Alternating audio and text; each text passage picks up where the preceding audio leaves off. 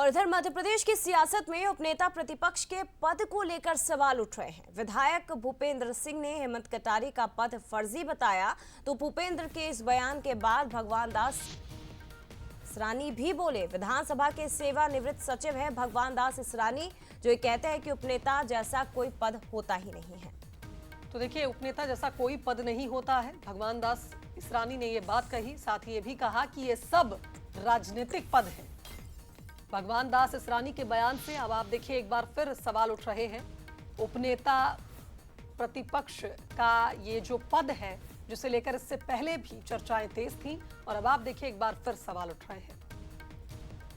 जो नेता प्रतिपक्ष और उपनेता प्रतिपक्ष का जो मामला है, तो देखिए ये संवैधानिक पद नहीं है।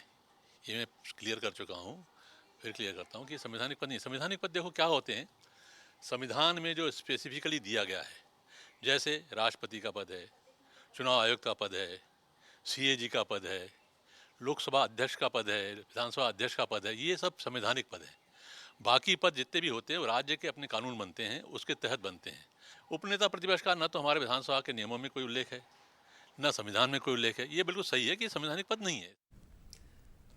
चलिए, इस खबर पर हमारे साथ executive editor Manoj Saini live जुड़ रहे हैं, उनका रुख कर लेते हैं। मनोज जी, उपनेता प्रतिपक्ष नाम का कोई पद ही नहीं होता। भगवान दास इसरानी जिस तरह से ये पूरी बात कह रहे हैं, क्या कहेंगे आप? एक नई जंग छिड़ गई है, एक नई बहस छिड़ गई है, माफ कीजिएगा।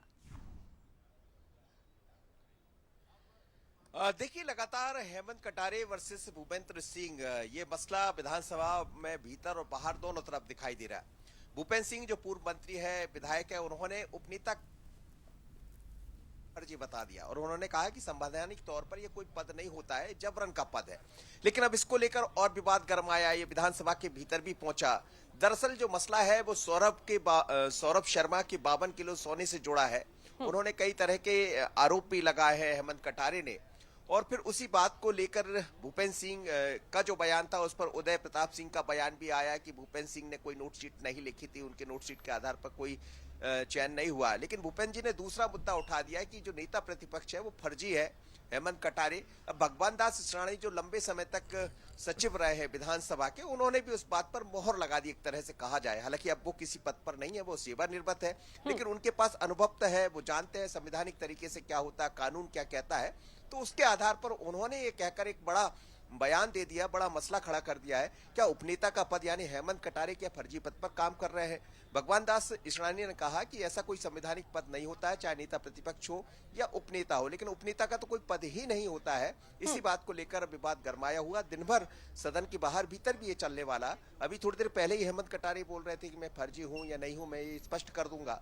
तो मुझे लगता है कि ये मसला दूसरी तरफ जा रहा है। भूपेंद्र सिंह के आरोप थे, उस पर इसरानी के बयान आ जाने से एक तरह से मोहर भी लगी है। अब उपनेता प्रतिपक्ष की तरफ से क्या बात सामने आती, वो तो कह रहे हैं मैं फर्जी नहीं हूं, पर यह पूरा मसला विधानसभा के भीतर और बाहर गरमाया हुआ है। इस पर सियासत गर्म है। निश्चित तौर पर मनोज जी, फिलहाल बहुत धन्यवाद आपका तमाम जानकारी साझा करने के लिए। और